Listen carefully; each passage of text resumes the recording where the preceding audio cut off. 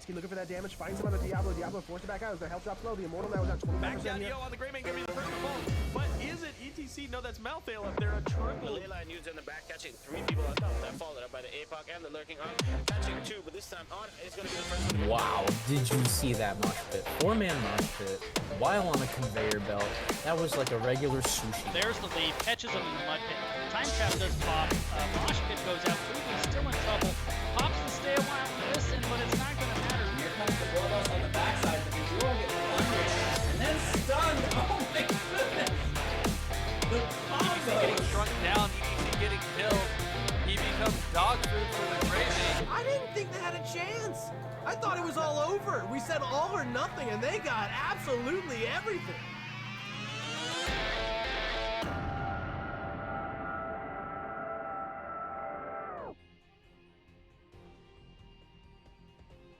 Hello everybody and welcome to the Nexus Gaming Series. I am Jason, and today we've got for you a Division B Southeast match. We've got Emanon versus currently chasing Samuro, and today I've got caster extraordinaire and Season 10 winner of the Community Award from the NGS staff, Ban Kai, newest hottest caster in NGS. Thanks for joining me here on the channel. No problem, Jay. Thanks for having me. Great intro, by the way. This feels funny. This feels funny. Yeah, it's been backwards for the last couple of weeks. I'm going to let them know that we are ready to go. We got game 1 queued up, and looks like the teams are getting ready to go. So we're going to jump over to the draft here for game number 1. Here's going to be on Volskaya Foundry. Yo, let's go.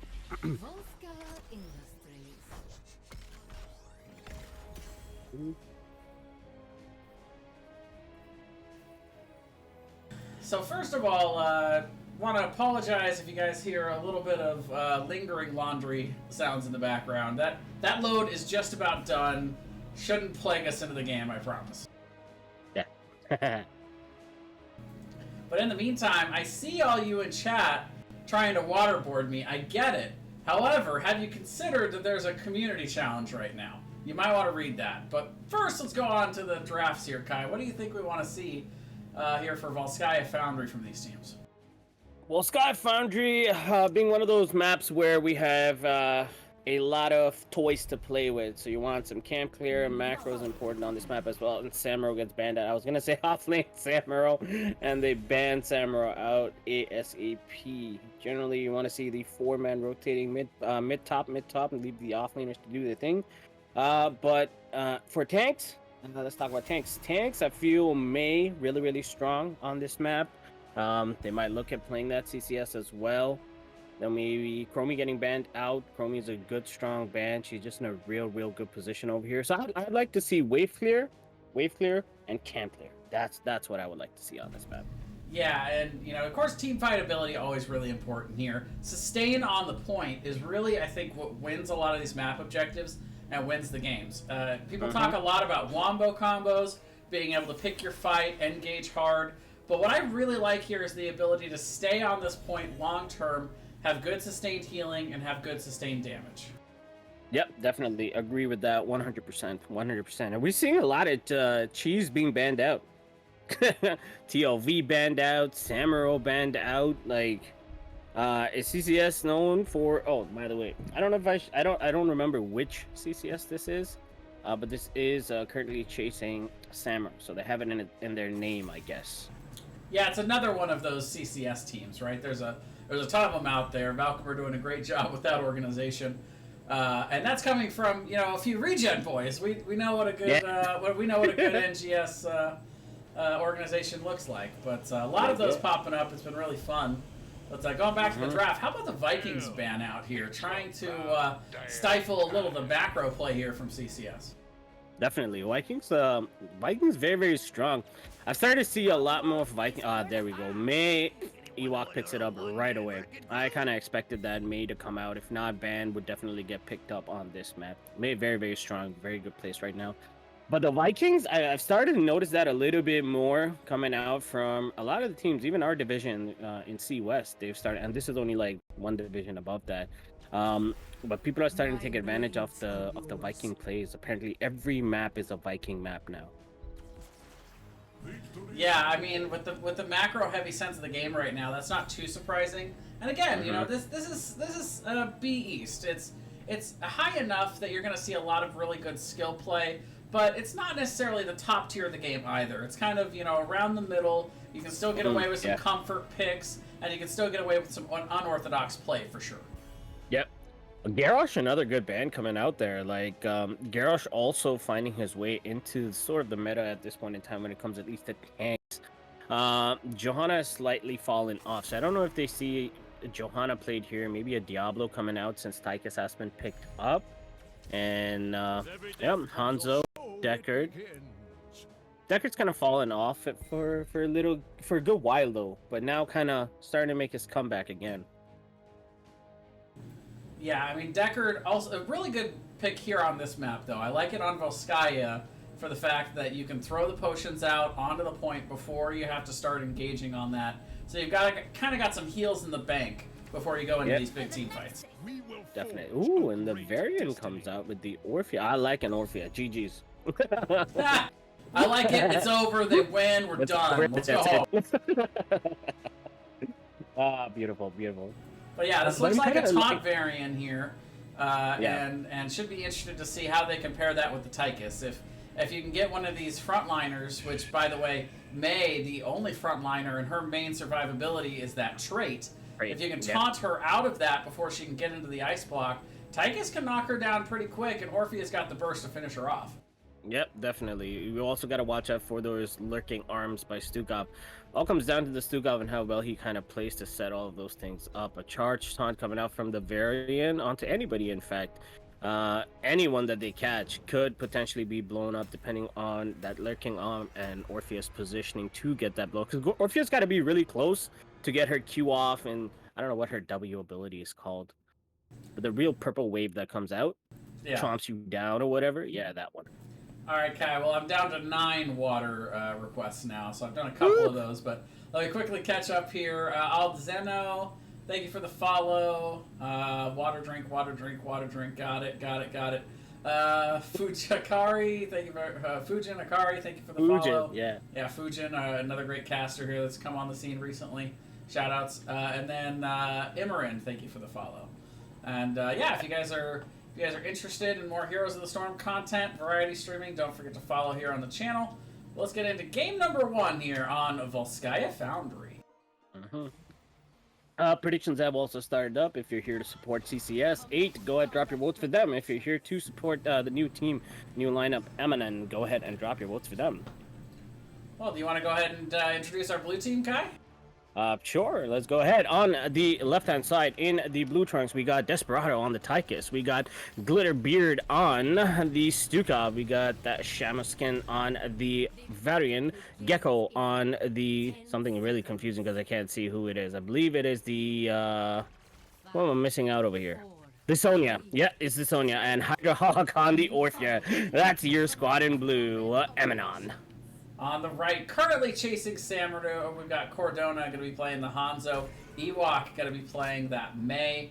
We've got Emanon on the, looks like, oh, who is that? That's Deckard. All right, Deckard. Yeah. Hario going to be on that Mephisto.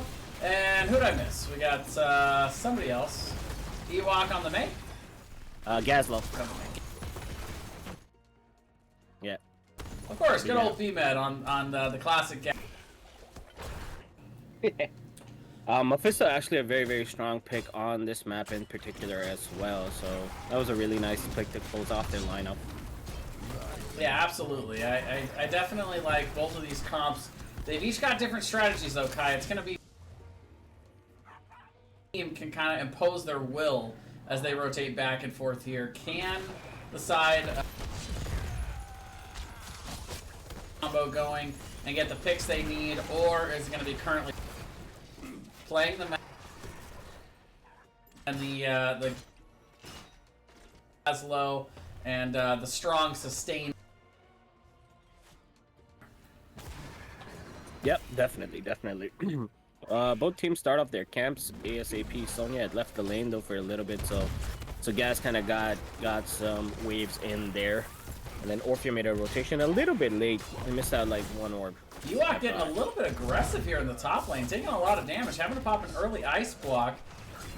Back up here at Health Kai. I realized that if your damage there, you're not going to be able to get much done as a Mei.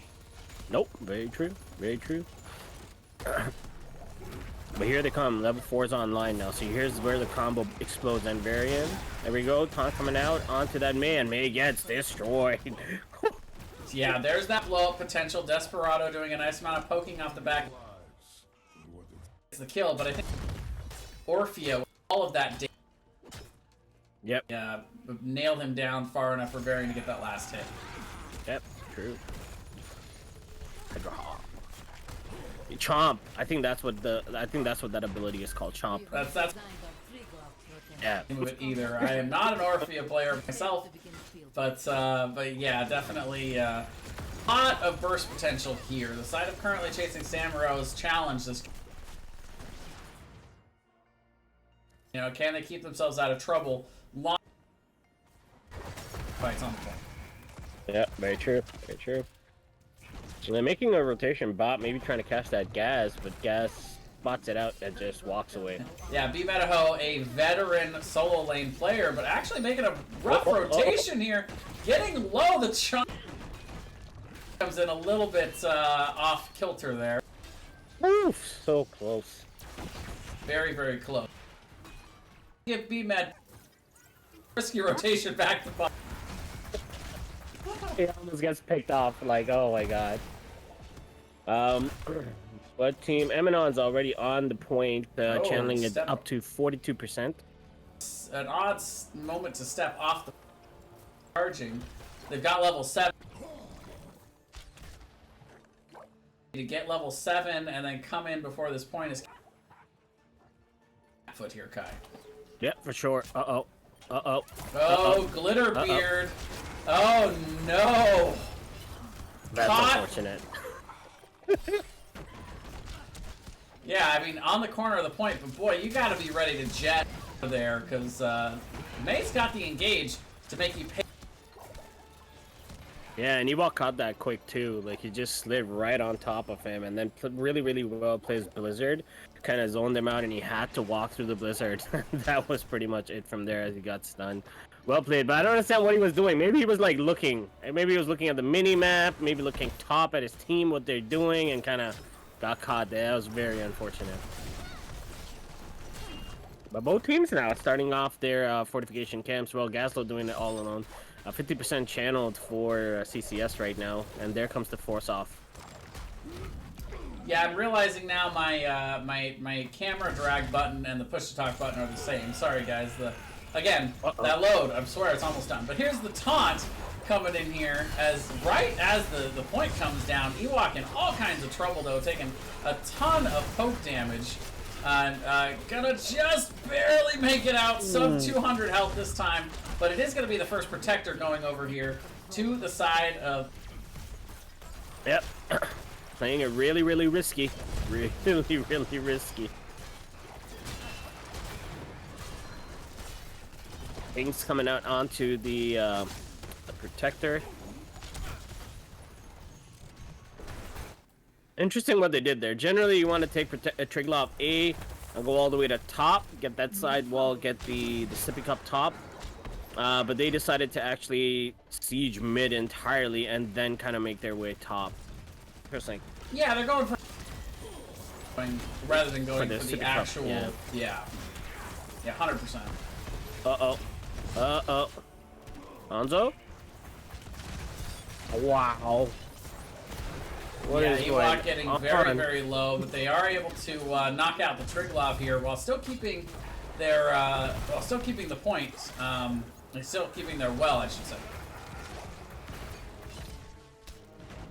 That's actually crazy. not a bad defense here for CC.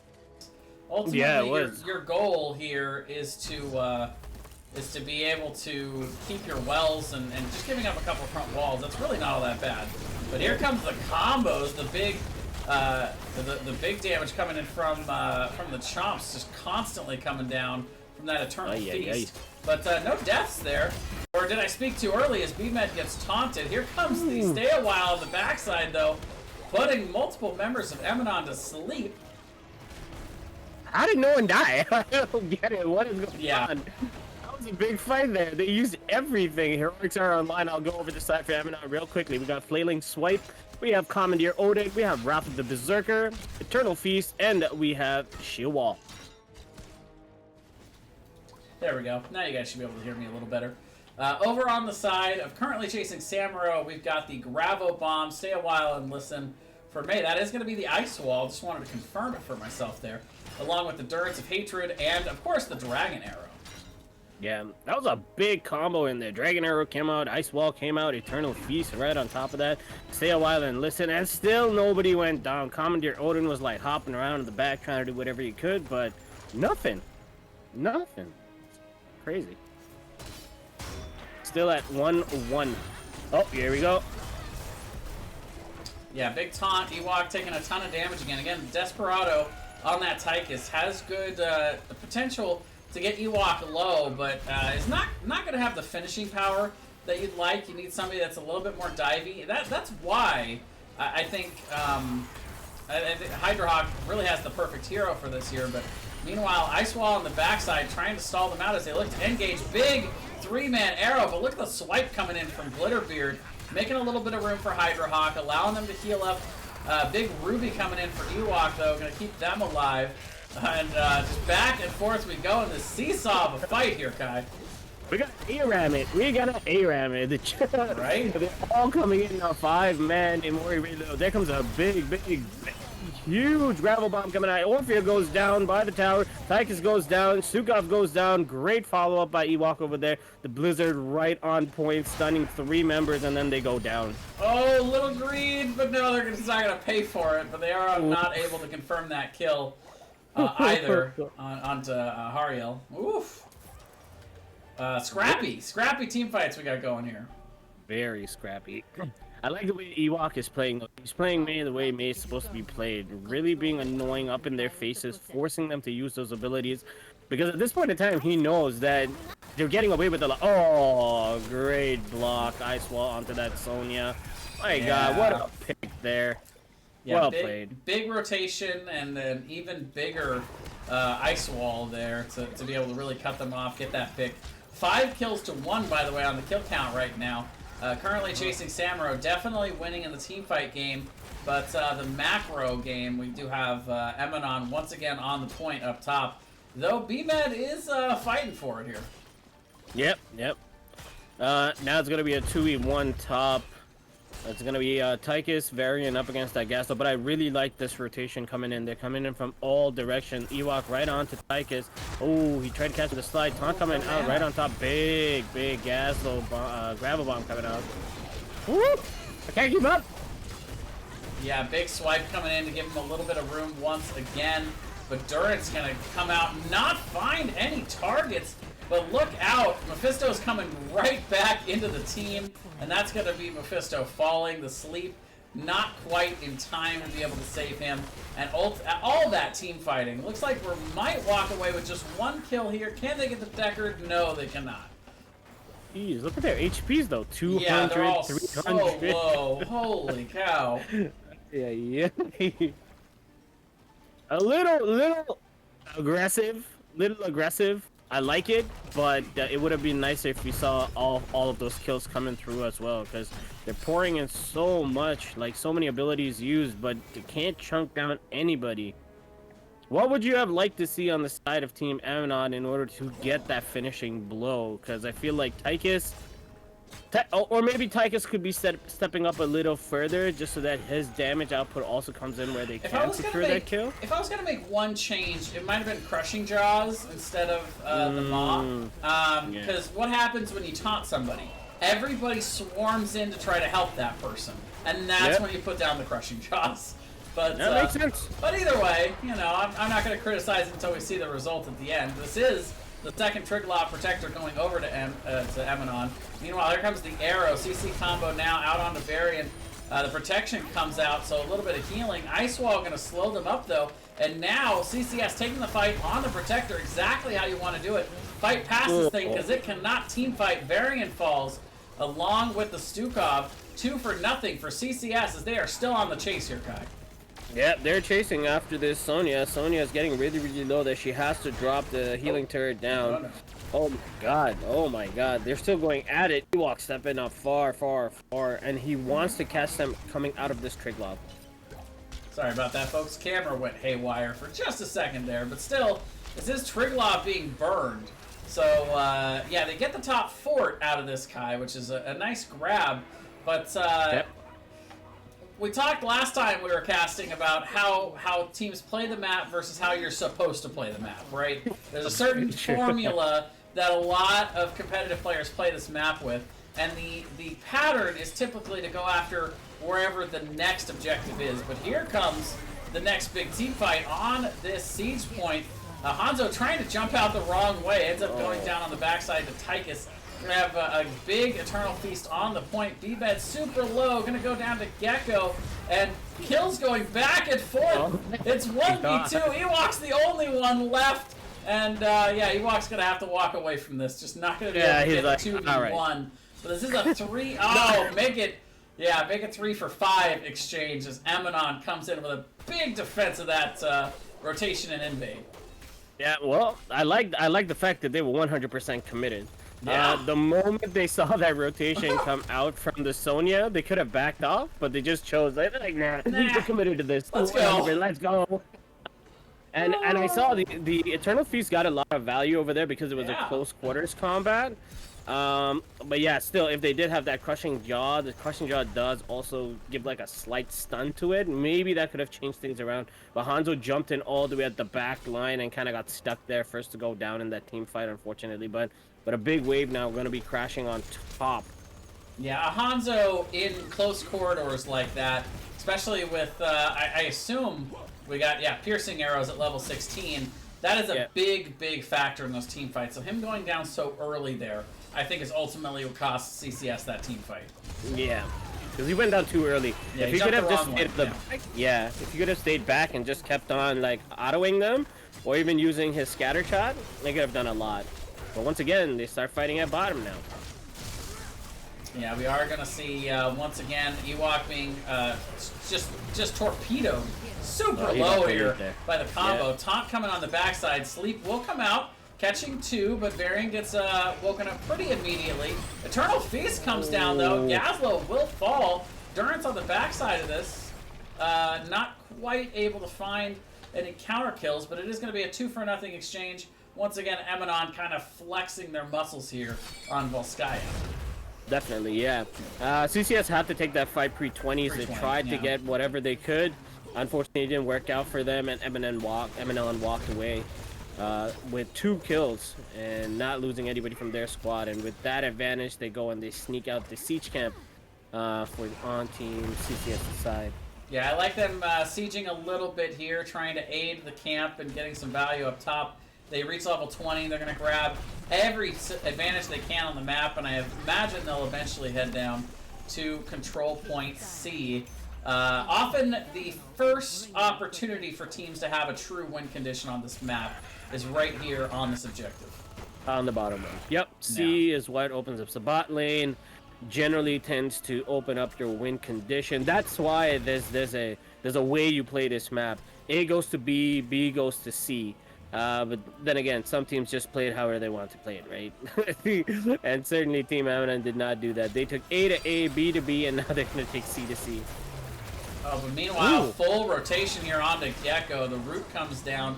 But, yeah, big shields. Oh, but the Durance not going to be enough. Gecko's able to spin out of that no problem. And that is kind of a bummer if you're CCS.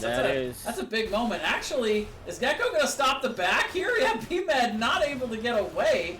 And so, yeah, meanwhile down bot, the siege is on for the members of Emanon. Yeah, and if they were able to, if Sonya was able to like hold them off there a little bit longer, and if they were able to manage to siege this keep, oh, that would have been a cool call with this Triglav. That would walk straight to the core. And it probably will do too now. But let's see how they take this defense on. 20's online. We got Top Off. We got Big Red Button. We got Ignore Pain, Eldritch Conduit, and a Glory for the Alliance. Now let's take a look at these level 20s in just a moment, but the taunt comes down on the Ewok. Big damage again from the Tychus. Triglav coming in on the backside of this, though, actually gives the shove. Now they're engaging on the backside. Big arrow into an even bigger sleep, and that's going to be 2 instantly dead here.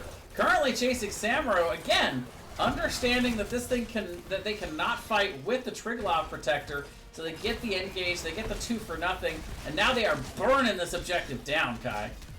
Yeah, definitely. That was so well played. Once again, Ewok stepping up for his team, making those big plays. Oh no, Glitterbeard, my friend, I'm sorry.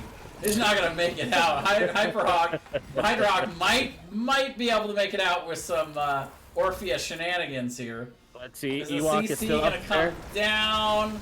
Big damage. Yeah, no way. Yeah. Oh. But got the counter kill on Mephisto. That happened so fast, Kai. I didn't even notice it at first. I thought, where did he disappear to? Did he jump somewhere? No, where's his shadow? His shadow's not there. Oh no! May! Oh, a little too greedy here. Oh boy. Meanwhile, up top. Yeah. Everything's happening at once, Kai. I can't keep up with it all. I know, it's crazy. Sonya just abandoned the Triglav. She's like, yeah, whatever. I got other stuff to do. So she went off. Yeah. And then, but it was really well played by CCS, though. I really liked the initiation from Ewok on that fight. He took it to them. He got the Blizzard, managed to stun the 3 members on that one point there. They got their toys as well. They stole the healing turret as well as the turret. And then everything was popped just to burn down that Triglav. And then out of the Triglav, they got the Stukov as well. But then unfortunately, they got Emanon got that return kill on the Mephisto, and then Ewok just sacrificed his life. I don't know why. What were you thinking, Ewok? he's probably gonna get a lot of slack for that. I'm like guaranteed 100%. Yeah, when they do the replays on this one, that's gonna be a rough moment for Ewok to watch back. But you know, they'll have those moments. I remember once playing Lucio, being called to go finish off a keep that was like 1 health, and I finished it off, but I died in return off that last shot. And it happens, you know, it happens. Meanwhile, they're CCS trying to maybe engage in the lane here. Ewok gonna slide in. Ice Wall goes down onto the Odin, but big damage coming in from Hydrohawk on the backside. Meanwhile, Root comes down over that shop. Arrow splits most of the team, hits the back line though, but it's already 2 members down for CCS. The Metaho gonna take a big chunk of damage, walks away, but Mephisto, not so lucky. Yeah, I think this is probably going to be it. They get that keep, now they turn their attention towards Hanzo, but at this point, it's going to be too little too late. They are going to start burning down the score, and a defense probably going to come out from the Hanzo and the Gasso as much as they can, but all Emanon needs to do is just focus core. That's it. Just focus core at this point in time. Yeah, the shields go down. All 5 are still super healthy. 40% on the core now as they're going to finish off B Metaho just for good measure. And just like that, game 1 goes over to Emanon here on Volskaya Foundry. Well played, well played. Both squads well played, but that last team fight, unfortunately, if all 5 members had survived and rotated together, they could have maybe done something. But in that last team fight, as you saw, it was funny. It was funny because Ewok was separate. Hanzo was all the way too far behind. Then we had Gazlo on the other side of the point. They were completely split up as compared to having like a combined team fight at the keep. They fought way ahead of the keep. If they were closer to the keep, maybe the keep would have helped them. But yeah, I feel like it was too spread out damage coming out from that last fight. All right, Why don't I have guys, anything coming up? I am well, yeah, sometimes the zeros happen. It happens to me on occasion, but all right, Kai, we got 18 drink requests, so I should probably get started on that. You gotta get onto that. Yeah. You should get onto that. All right, well, there's one. I know you got 17 more. We'll choose the outcome. Wow, so interesting fact. 99% of the votes for the predictions came out to be for CCS 8. But unfortunately, the 1%, that voted for Emanon is going to be victorious this evening. There you go. There are your points. Woo! Yeah, somebody's got to put that those few coins on the other side just at the chance to get the big win. But Emanon looked pretty strong there. You know, they from early on in the game they were able to do a lot of what they wanted with those picks or in the early game. But CCS's strength in that game was being able to take team fights, especially with the Triglav Protector up. The one thing that Emanon I think really needs to work on this map is looking at what they do when they have the Triglav Protector.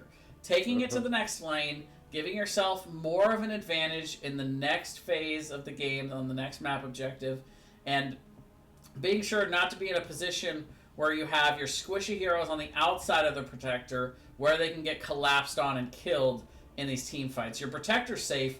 Squishy heroes on the outside, definitely not safe. Yeah, definitely not safe. That's very true.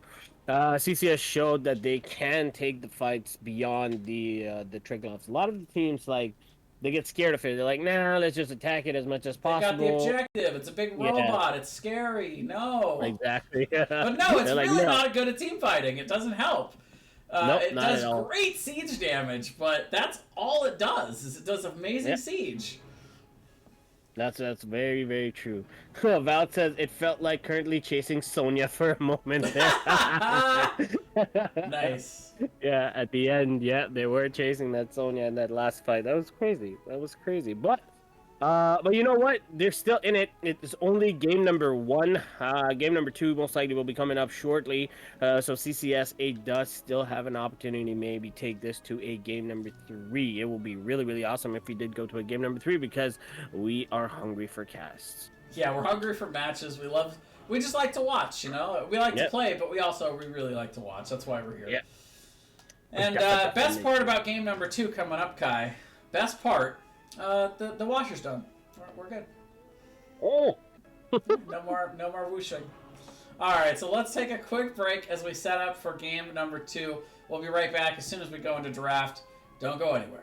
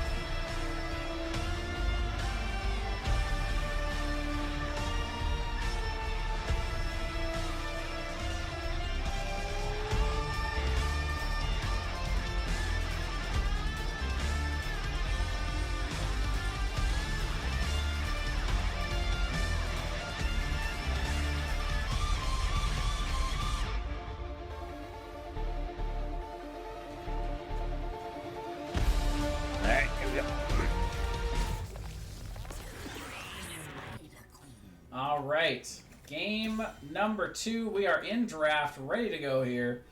Tomb of the Spider Queen, Kai, going to be picked here for game number 2. The map pick of Emanon here, as CCS wants first pick. Yep. I would like to see some good tanks picked up in this game. Johanna, maybe. If not Ban, Diablo. Oh, there's some good times. Wonder why Where Ban did Kai that not would make? focus on the tanks. Hey, tanks are good, alright? Not because I'm a tank, that's why. I'm just saying. I mean, I'm just saying, an there easy you go. explanation here.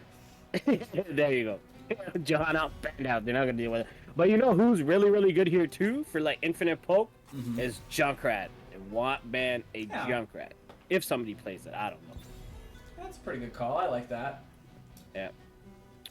Lost Vikings. My God. CC8, CC8, CCS8. Going into those cheese comps, forcing them to ban a Lost Vikings on Tomb of the Spider Queen. That is very interesting. Well, while we're in the bans, let's do some quick housekeeping. There's number 17, so I still owe you guys 16 more drinks. Random X task. Harking Giant's Bane, Wolf, and Miss Windup Bird. Thank you very much for the follows, everybody. Meanwhile, we get Chromie and Tychus banned out here, so CCS not wanting to see a repeat of that Tychus performance here from Desperado. No big shocker. And Chromie, a pretty constant ban here. Good wave clear, good poke, good denial of the map objective here, being able to turn in those spider butts. And Zol going to be the pickup here for BMed. I like the Zul here too. Zul very, very strong. I wonder if they do a 4-man bot and leave double soaking to Zul. I've seen that happen before. This game that we played, and it was a complete Garrosh game. Garrosh pretty strong here as well. With the Li Ming, I don't know about Li Ming. How do you feel about Li Ming? There are way too many waves that come in to allow to get maximum damage coming out of those orbs to hit a hero. You know me, Kai. I'm always down for a good Li Ming, but yeah, I think she gets a little undervalued in wave clear in terms of clearing a wave of minions, because you can get a good angle on that. You can do a good job of that. She's really good at clearing certain map objectives, but map objectives that spawn additional adds, like here on Tomb of the Spider Queen, can generate giant waves, and that requires AoE wave clear that is unimpeded. Li Ming does not do that. Nope. So if you win all of the map objectives, it's fine. You just never let them have a Webweaver wave, or you have the rest of your team can take care of the Webweavers. Li Ming's fine here, but she just can't fill that role here on Tomb of the Spider Queen. No. Nope, she cannot. No. Jaina, very, very strong, fast wave clear on the map here. Brightwing there is global. Brightwing always strong, especially against that Garrosh. Garrosh comes charging up, polymorph, and then Garrosh walks away because he can't do anything for like 3 seconds. Stukov being banned out, Diablo banned out. All the tanks I mentioned, they banned them out. What is going on? They must have heard you. Like, but yeah, Garrosh on the other side, so not big shocker to see them ban Diablo in the mid.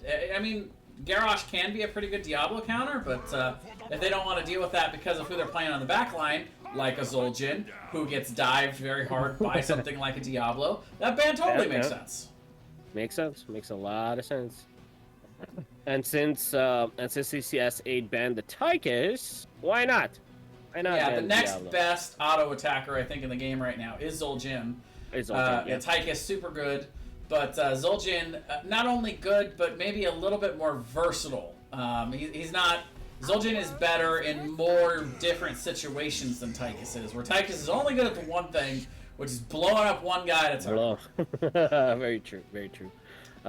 Ooh, they're going to have double frontline. So is this a 4-man Zul? What is going on? Because they got Malthael too. And then obviously they left the May open. I mean, it could very well also be a 4-man Malthael. I've seen that on occasion. The nice thing about this could also be one other thing, Kai. This could be Zul double soak with the 4-man in the bot lane, which we see from time to time on this map. Not the most common strategy. It's definitely not as common as like on Towers of Doom, but we do see that from time to time, and Malthael is somebody that can have in the 4-man and can flex out to do camps very easily. Yeah, very true. That's what I said early on too. Like it is a possibility with that Zul pick they might do that, but we'll find out. They did also go ahead and snag that Anduin as a healer, so that's really good. Anybody gets in trouble, boom, out from the blizzard, you're safe to go. Yeah, it does look like a swap though. BMed swapping to Malthael, and Hariel gonna go to the Zul, so it looks like a 4-man Zul to me. But Yeah. Ultimately, we'll just have to see what happens here. Yep. Let's see. I'm liking CCS 8's draft. I like their draft. It's very interesting. If they pull it off, that'd be amazing. We go to game number 3, but I'm liking their draft. I think that they might just pull this off. They're crazy enough to do it. They are crazy, I'll tell you that much. I'll start off on the left-hand side in the blue trunks. This time starting off a Desperado playing that Li Ming. We got Hydra Hawk on the Azul'jin, Gecko this time on Hogger, Glitterbeard on the Anduin, and Shamuskan on that Garrosh. That is your squad in blue, Emanon. On the right, we've got CCS currently chasing Samuro. We've got Cordona on the Jaina, Ewok on the Mei, Hariel on the Zul, Emanon going to be on the Brightwing, and B Metaho on the Malthael. Ooh, all right, here we go. Game number 1. I'm excited. Game number 2, Kai. Where Oh, are you yeah, going, game buddy? number 2. Come back to me, Kai. Wake up! We've got Say game number 1 for CCS. Right. They'll win Yeah, this game. that's how you gotta treat it, right? Forget the last Yep. one. Move on. Good cat. Good save there. All right, so we are gonna see a little bit of a rumble in the mid, but fast wave clear here by CCS. They definitely have what I would think of as a wave clear advantage. Not to say that Emanon can't clear these waves out, but the nice thing about having the Zul in the 4-man is, again, that's gonna spawn extra skeletal minions here in these lanes, which is just gonna make it that hard for Desperado to be able to really help clear these waves. Yep, Desperado right now just focusing on throwing those orbs and hitting those heroes. And that's, I honestly think that's what Eminent's got to do in this game. They've got to focus more on disrupting the rotations, using the advantage of that Garrosh isolative tools, and the follow-up route, of course, from Glitterbeard on the Anduin. And they've got to get kills here. I don't think they can afford to play a macro game against CCS here. No, CCS does have disappear macro. Oh, what? Ewok again? Woo! Yeah, big damage onto Ewok, but not able to really get that true isolation there. Is Shamu? Is it Shamuskan? Shamus, yeah. Shamuskan. We're gonna go with that. Shamuskan. Shamuskan. That was good. Take a Ewok second actually, look at yeah. Go ahead. He face checked that bush. That was the problem. Right. He You've got didn't the snowball. There's no reason to face check it, especially when you don't see the team on the map. Yeah. Oh my god.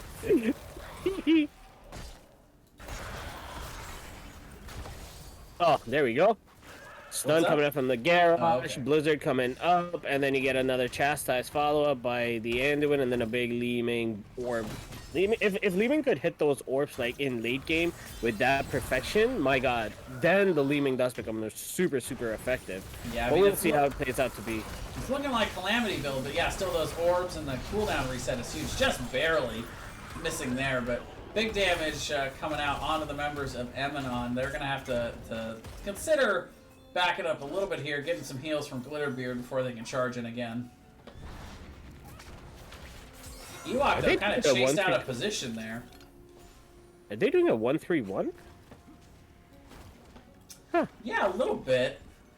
Interesting. Got a couple members rotating back and forth, so that you don't have to have the squishier members rotating in lane against this Garrosh. It's pretty smart, but it also kind of gives Emanon free reign over the map objective here, and it makes it hard for them to turn in. They can always change that strat later, though, when they're ready and have the coins or the gems to do it. Yep, definitely. Both teams just kind of scrimmaging back and forth here. No camps yet here. 3 minutes in, kind of a bit of a surprise. Desperado, though, is going to rotate down to bot and relieve Gecko so he can go get started on this camp. And that's a good play. That's a good play. But no camp decisions coming out from CCS 8 at this point in time. CCS 8, the Ocho. No, wait, that's ESPN. Never mind. ESPN. But both teams do have turn-in now, so we're going to see them start rotating to make these turn-ins. Zul did come down to turn in his 26, but unfortunately Gecko stepped up at the same time to turn in. And they kind of like fall by there like, hello, okay, bye-bye, and they just leave. Yeah, so turn-in now coming in for the side of Emanon. They're going to get quite a bit of these gems in. Not quite enough to score them the turn-in just yet, but they've got quite a few, looks like, still sitting down bot on that Hogger. 20. All that they need is on Gecko here. Yeah, all's on Gecko. So that would be a big pick if they can get him. Yeah. That'd be a big pick if they can catch him, but catching a Hogger is... yeah.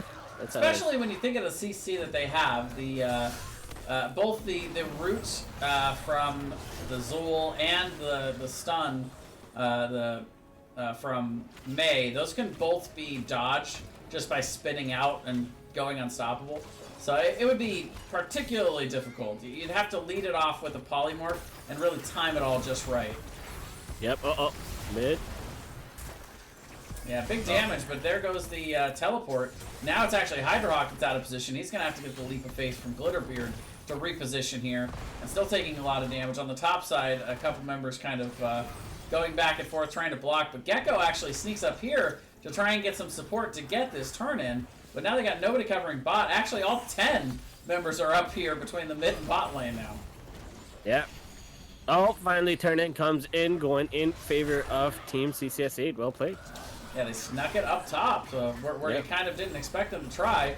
But meanwhile, BMed under a lot of pressure here. Glitterbeard out of mana, but that is going to force the teleport down here from Emanon, so at least gets the cooldown out.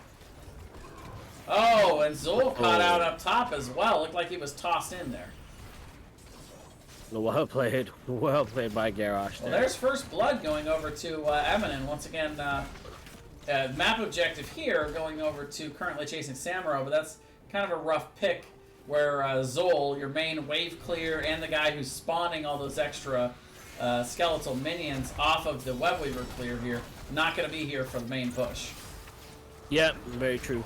Emanon doing a really good job on this defense. If you look at the value that CCS 8 got, it's pretty much nothing. It's not much, yeah.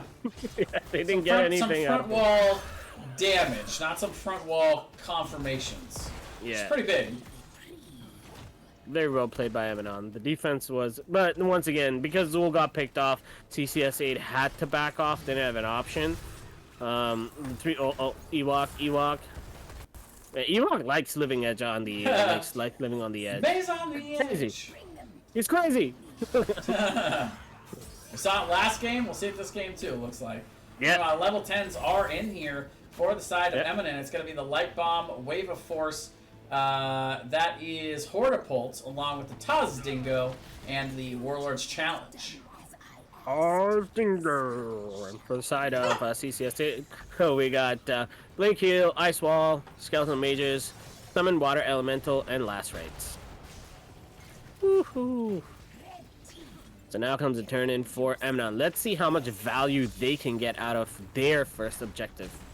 Yeah, now here comes the potential wave clear advantage, but once again, Zol kind of caught out. Ice Wall completely whiffing. Is going to maybe zone them out enough that Hazel just mounts up and runs away, Kai. Just runs out of trouble. Just gets up on the mount and is just gone. Yeah, he's like, forget you.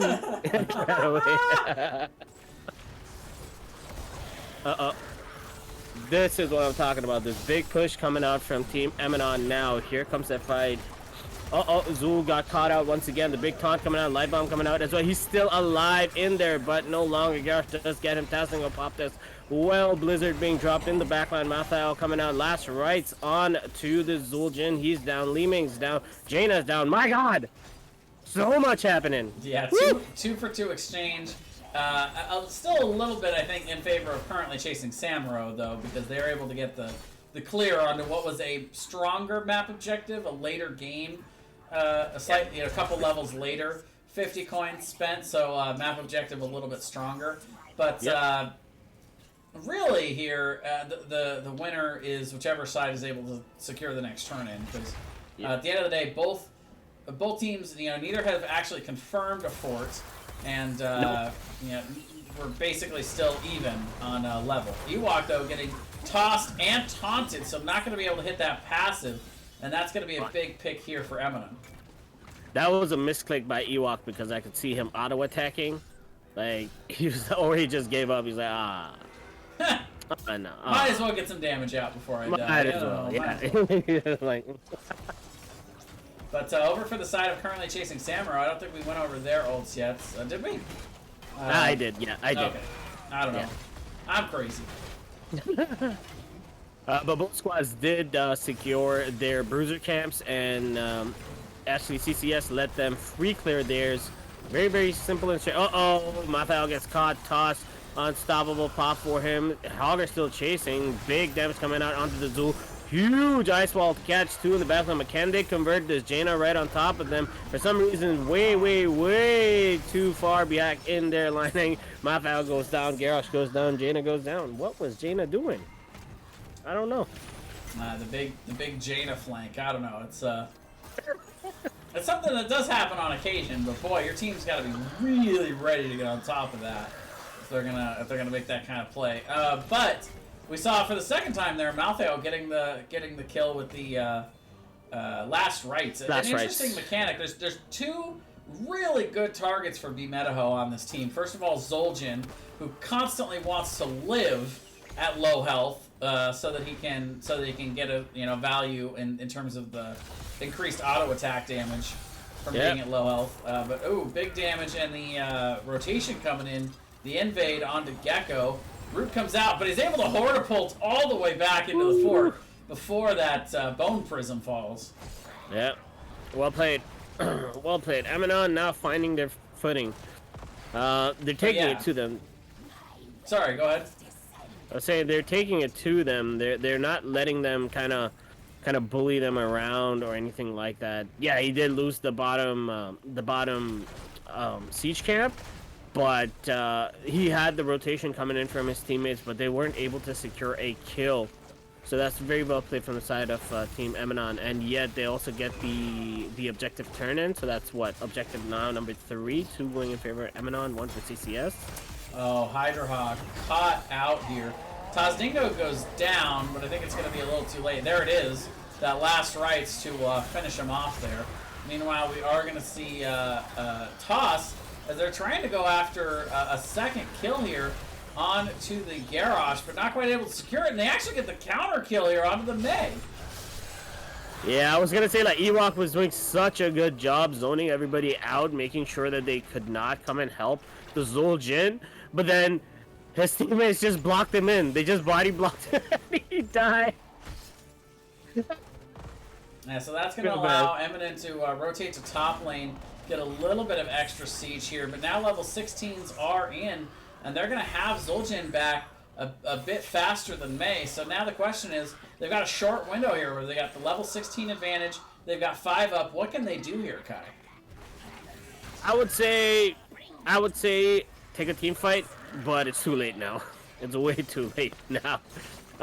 They could have forced top maybe because they did see 2 at mid, but they gave Team CCS their 16s, and now they're stepping up to see if they can catch somebody. Garrosh does catch the Zul'jin, but he's in deep. Light Bomb coming out, Bone Prism coming out as well. A lot of spread damage, but in the backline, Zul'jin demolishes Jaina, befalls himself. Yeah, Jaina did just enough damage that the water elemental, and with help from the minions, was able to get that. But there's the ice wall on 2. Ewok rotating back. Last rights takes out the Garrosh. That's their second target they want to get with that at low health. Meanwhile, big damage onto Anduin, and just like that, CCS turns that into a 3-for-1 exchange, and now they're the ones that have seesawed back with the momentum. Yeah, those body blocks though. Oh, so good.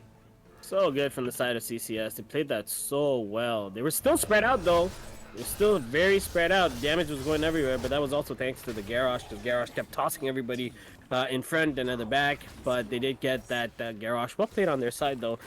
Good quick turn-in coming in as well. The bottom lane is pushed out pretty far up. So if they can kind of get more value out of this push, that would be good. Kind of take bottom fort maybe. So it kind of evens out the pressure in bot lane. Meanwhile, at top, they are getting chased. But no, they're fine.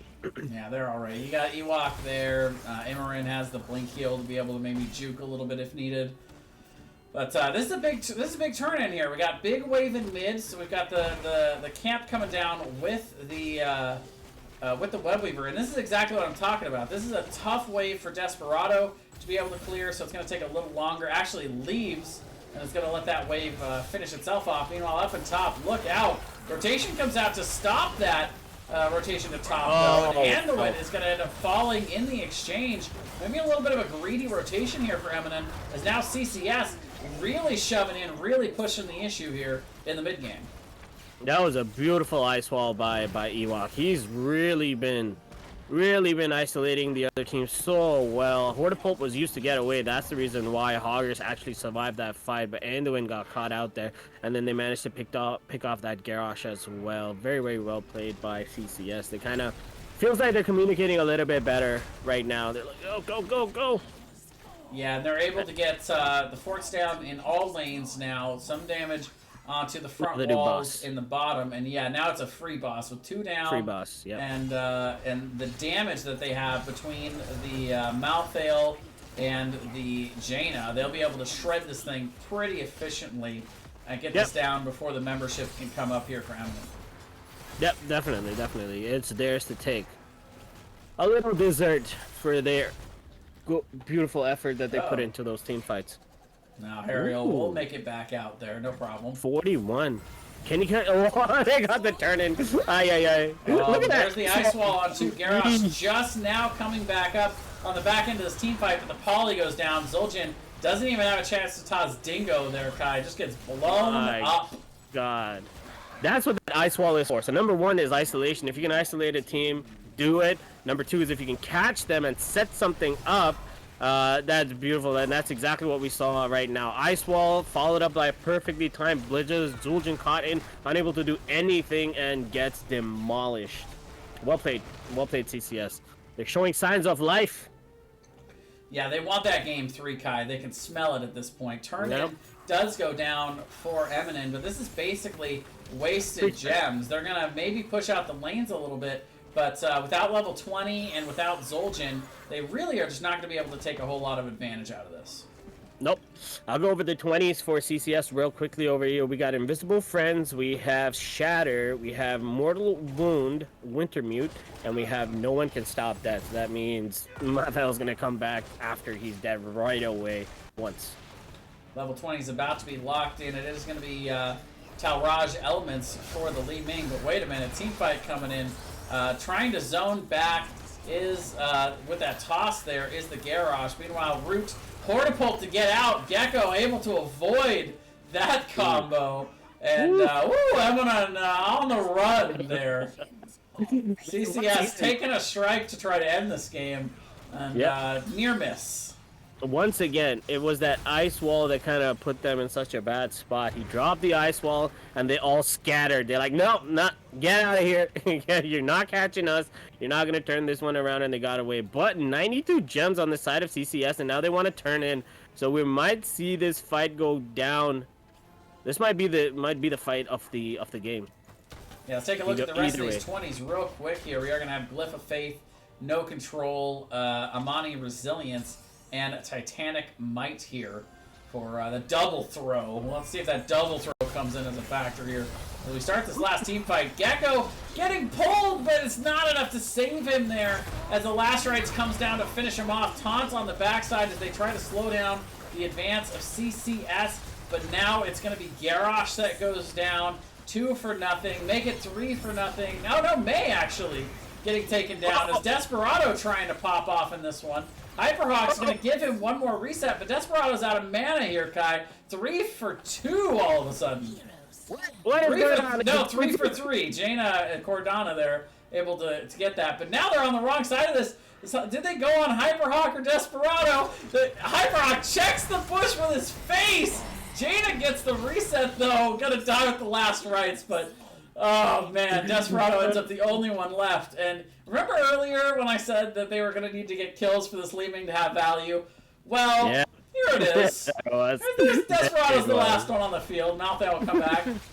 Yeah. Oh my god, but that hurt so bad. 90 gems. Oh. 90 gems gone. Right.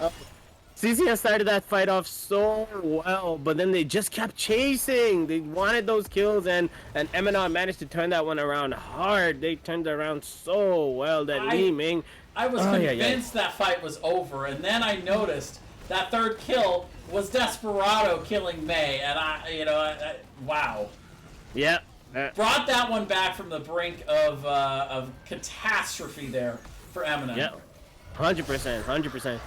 CCS is lucky that Emanon does not have a turn-in at this point as well. They only have 22 gems on their side as well. Otherwise, it would have been, oh my god. Whew. I need to maybe after this NGS season 11, I might need to get some like heart pills or something. I don't know, man. It's so hectic. Yeah, you gotta make sure to get that EKG, get your heart checked after this one, Kai, because it's back and forth, it's action-packed, fighting all over the map. 13 to 14 in kills, level 21 to level 22 as we head into the 20-minute mark here. And I got a feeling it's gonna come down to a big team fight at some point here. Definitely is. It's one team fight that settles it all on this map right now. All the ults are up right now. Gecko coming in, gonna do the knockback. That skeletal mage is down. Emanon can walk away from that and live to fight another day. Let those skeletal minions come down because CCS doesn't have any gems right now, so they don't have to worry about blocking the turn-in. Yeah, that's very true. Oh, Ewok waiting for it. Ice wall. Maybe, maybe not. Big damage though. Taz Dingo coming out, but he's in the middle of no man's land. That's gonna be a small heal, but Hydrahawk will eventually go down. But that's 3 members down here as Gecko trying to no control on the backside, but it's just not gonna be enough to get any kills. Cordano is gonna finish him off, and just like that, it's only Desperado standing once again. But this time, all 5 members of currently chasing Samuro are going to be marching up the top lane to try and finish this one. I think this might be it. They might push, try to get this keep, get the keep, maybe even push for core at that point in time, or maybe go back and get boss. Let's see how they play this out. Yeah, they're currently chasing Samuro just straight up got the drop on Emanon. They did. That's just how that works. You cannot check the bushes. Especially when you got a May on the other side, somebody who's so good at punishing core positioning. And yeah, 4 for nothing. They'll go through the top keep. I don't know if they can end, but they can certainly go boss here and try and push with the boss stand. Yep, that's certainly what they're gonna do. They're gonna push boss. Boss, their win condition is open from top. At least on this map, your win condition opens up from top because top is the boss lane. So we'll see how this turns out to be for them. Meanwhile, if you're Emanon, you have to run at this boss. This is you know that this is gonna get destroyed. You cannot afford to wait for Hogger. Ewok is there, ready to ice wall to isolate. But Garrosh is gonna make it into the point. Unstoppable coming out, double throw gets taken out, and yeah, it's still under contested. Kai Leeming is gonna pop off here. Holy cow, the resets are coming in, and that's gonna be a 5-for-1 team wipe. The boss goes over to Emanon. What? Turn off events. Okay. A, I cannot believe Garrosh got on that point. B, when he died, I cannot believe there was another member of Emanon that made it past the ice wall to get on that point as well. And then they just destroyed them. God, those Leeming resets though, once again, in the small spot, he just stood there and just got orb after orb after orb, and that's, I think this is game. I doubted Desperado on the Leeming here on this map. I think we both did. I've never been so happy in my life to be proven wrong about anything. It's amazing. I'm a believer. No. Yeah. trying to do whatever you can, but 50%, once but again, the boss is too healthy. And Emanon able to take this one from the jaws of possible defeat to score a 2-0 domination here after a thrilling Towers of Doom. oh my god, that was so thrilling. Hi. Jeez. Holy CCS cow. had it. I thought they had it. Me too. I thought that this game's over. Like they've got May in position. They've got the ice wall. This thing is done, Kai. They're gonna get the boss, march it right down the lane, and Emanon says, "Hold my beer. I got something to do here for a second." Guys are just running up like, yeah. Yeah, like I'm unstoppable. You can't stop me. I'm here on this point. What's up, guys? I'm Garage. He's like, I tossed 2 people out. He's like, no. I'll tell you what, Kai. This is a 2-0 domination, but these teams feel like they're so evenly matched. Like, yeah. I 18 to 19. Jeez. Season after season, I just can't give enough kudos to the placement committee. These guys do an amazing job making fun matches for us to watch, man. Holy cow. I know. Such a close game. Ay. Too close for comfort. Too close for comfort. The only thing that came to my mind when Emanon kind of invaded CCS on that was like Kevin Hart's little bit. As like, you want ready? They want ready. No. I was like, no. No. Yeah. Help me. No, I'm not gonna finish that one, but. Nonetheless for both squads there. Awesome game. If CCS had gone and won that game number 2 and we went to game number 3, I would have personally given MVP to Ewok on that May once again. He played phenomenally. Some of those setups were with those ice walls, too good. At least that's my opinion. I just felt like, not because I'm biased for tanks or anything like that, it's just because he played well in that game. He did have some misclicks here and there. We'll take it at that. Surmounted to that, not to just being too aggressive. But we'll give him credit. He did play that really well. But if we just go by the winners, I would give the winning MVP to Li Ming. Li Ming did fantastic. 7 kills, 10 assists, 1 that, 159k in siege damage, 84k hero damage. My God.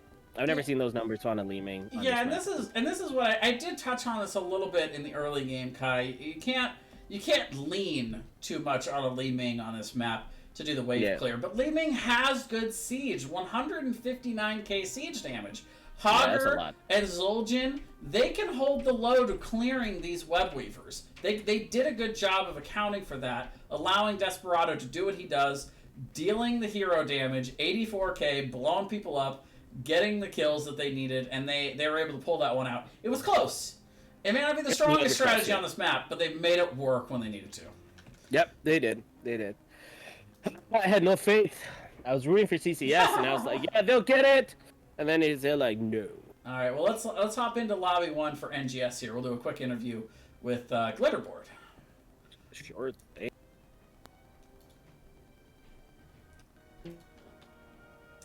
Glitterbeard, rather. Glitterbeard. Glitterboard is a whole different thing. Glitter Bomb? No. Oh, Monte Carlo. Oh, it's Desperado. Easier. Whatever. Desperado, Rough Rider, here he comes. And Shamuskan? Is that how you pronounce it? Precisely, yes. Shamuskan. Perfect. Yeah, got it. Well, guys, thanks for joining us for the after-game interview. Congratulations on a big win. You guys gotta be feeling good after that last boss fight. Oh, yeah. Thanks for having us. It's a big relief. Okay, so but before we go too much into the end of the series, let's go back to the beginning of the series. You guys come out on Volskaya Foundry. You're kind of doing the variant taunt combo thing. Tell me a little bit about where you guys build that strategy in the draft, your thought process with it, and how you're feeling going into game 1. I think that's a you question, Seamus.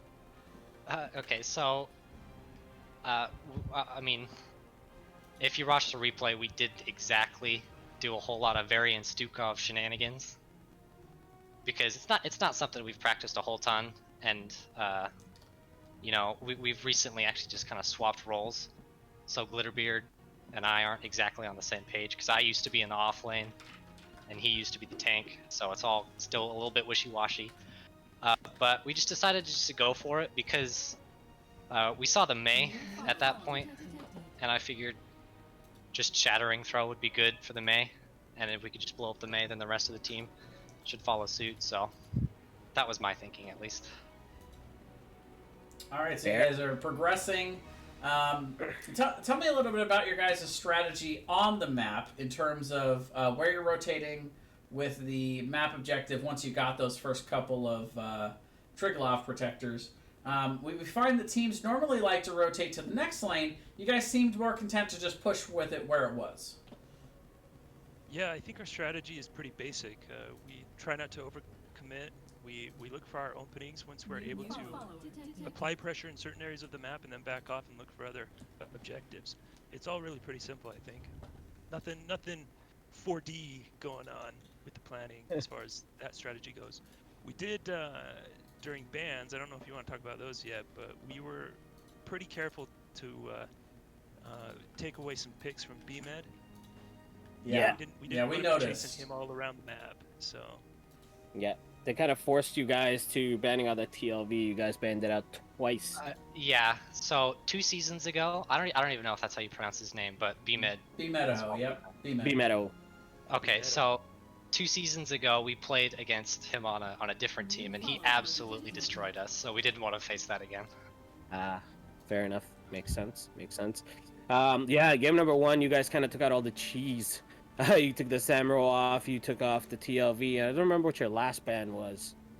Yeah, I don't remember. You guys, yeah, you guys took it off. But when you guys were pushing with that Triglav, CCS made really good decisions. They fought past that Triglav. They turned everything onto you guys. So at that point in time, what were the comms like? Like, because you guys kept your 2-man party in the Triglav regardless of what it is. They did not get out of it to kind of come and help. So what was your strategy trying to kind of get around that? Because for the entire game, you guys won all the Triglavs basically. But every single time they did that. So what were comms like at that point in time? Are you talking about I think it was the very last Triglav in bottom lane? Yeah. Okay, so I don't think there was much comms because as the Varian, they womboed me so hard I couldn't even push W.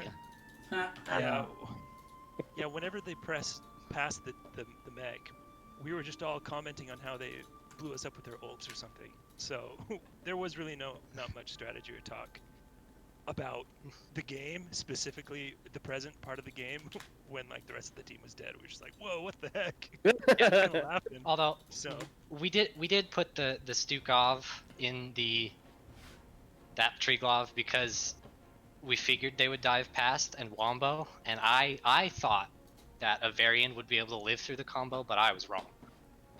Yeah. Comms were all about those combos at that point. Fair enough. Makes sense. All right, that's all. Yeah. It was a pretty thing to see, the wombo combos. Absolutely. Yep. So we go into game number 2, Tomb of the Spider Queen, and obviously, you guys have the Tychus band out, so you can't do quite the same strategy. Tell me a little bit about, first of all, your backline damage player, Hydrahawk, and his performance on Zul'jin in that game number 2. Before we move on to the obvious, the MVP. The epic. Yeah, to the epicness. Yeah. So he's not exactly our Zul'jin player. That's actually Gecko, who is in off lane this series. So at the start of the match, he was like giving him tips on how to play Zul'jin and whatnot. Aha. And he was saying a little bit throughout that the stacking was a little bit rough. Mm-hmm. But at the end fight there, he said he was completely uncontested and did whatever he wanted. So it did work out. There you go. In the end, it does work out. Now, we were a little bit worried in game 2 about the Li Ming and the wave clear. Yes. Something that we talk about on this map because of the map objective. Tell me a little bit about your guys' thought process on Desperado, Li Ming for game number 2. So,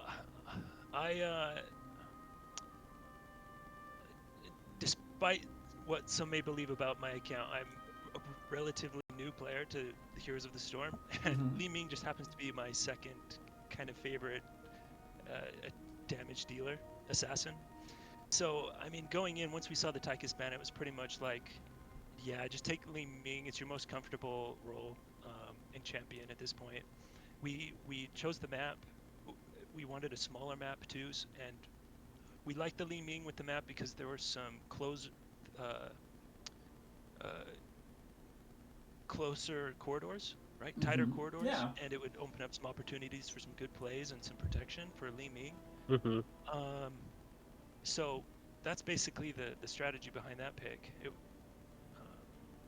We knew that Li Ming has some high damage late game, so that's pretty much what we were banking on. That makes sense. Survived to the late game, and boy, did you guys. You guys were under a lot of pressure from CCS. It looked like after the last couple of team fights before that last boss fight, they were starting to gain the momentum. They go through top keep, and tell me about your guys' comms as you guys approach that top lane boss at the end. So, I'll be a little bit honest. We were getting just a little bit tilted towards the end. Understandable. So the comms weren't the most efficient. Right. Yeah, I get a little. But yeah, we just got inside our own heads just a little bit. So at the end, I made it very clear, like walking into the boss, that the Garrosh will face check the bush and nobody else. Right. Ooh, big So calls. I just started trying to make things as clear as possible, and I was like saying them slowly and whatnot.